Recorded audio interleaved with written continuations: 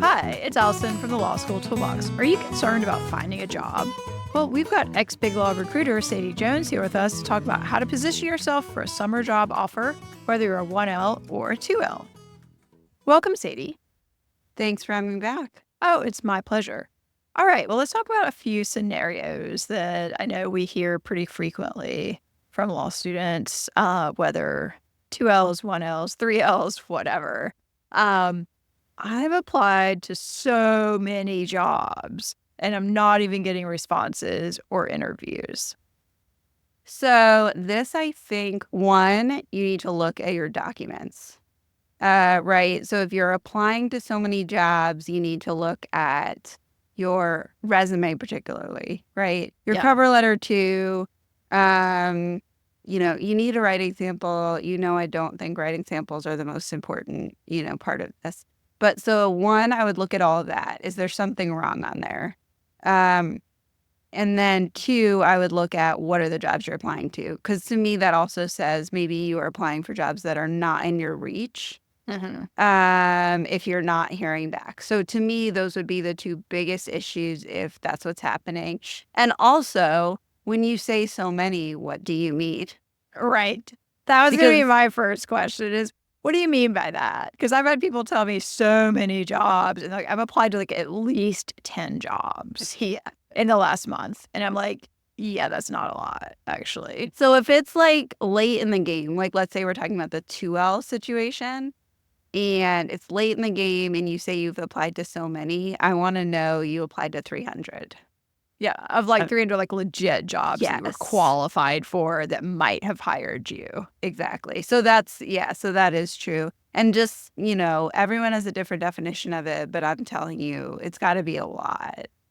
Yeah, I mean, I think anybody applying has applied to a lot of jobs. So, and I think there's sometimes a tendency just to scattershot apply to be like, okay, fine, you said 300. So I applied to 100 jobs yesterday. And it's like, okay, well, were those legal jobs? Were they what were they? How did you find 100 jobs yesterday to apply to that maybe you would have been qualified for?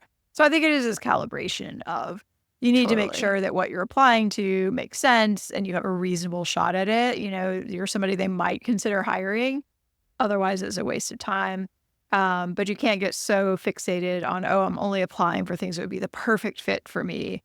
And I'm spending 4 days on each cover letter. That also is not probably going to get you where you need to go. And then the opposite situation, don't count yourself out for something that maybe you're close to, being qualified for, but you don't hit the mark everywhere. I think that's another thing people kind of, take themselves out of the game because they're like, oh, it said that it was a 3.4, GPA cutoff, and I'm a 3.3. Yeah. And that's so wild to me. Why would you not apply? Or a 3.39. It's okay, that's basically silly. A 4. Yeah.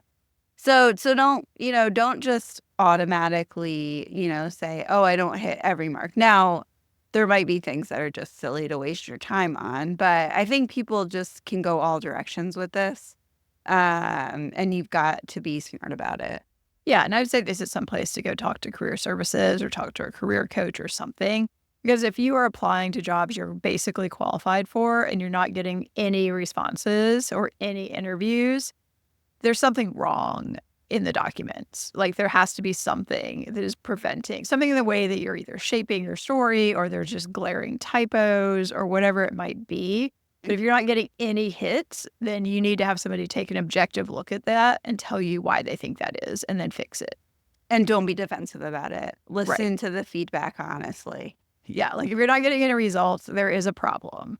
So you've got to understand what that problem is and correct it. And maybe nobody really totally knows, but you can try a couple of different iterations of things and see whoa, is it this framing that's causing the problem? Let me change that and see if I get any options. But you've got to start kind of iterating through and experimenting to find something that works better because obviously what you're doing is not working. Totally agree. And I think bringing in just fresh eyes can be helpful here. Yeah, even somebody who's not a lawyer, so look, hand them a job description, hand them your documents and say, would you call me back for this position? And if they're like, I don't really understand how your resume fits the position, wait, do you have that experience? Any questions that they're asking are basically points that you could probably make better. Absolutely. All right. Well, thank you so much for joining us. Thanks for having me. My pleasure. For more career help and the opportunity to work one-on-one with us, check out careerdicta.com or visit lawschooltoolbox.com. Thanks for watching, and please give us a like and subscribe.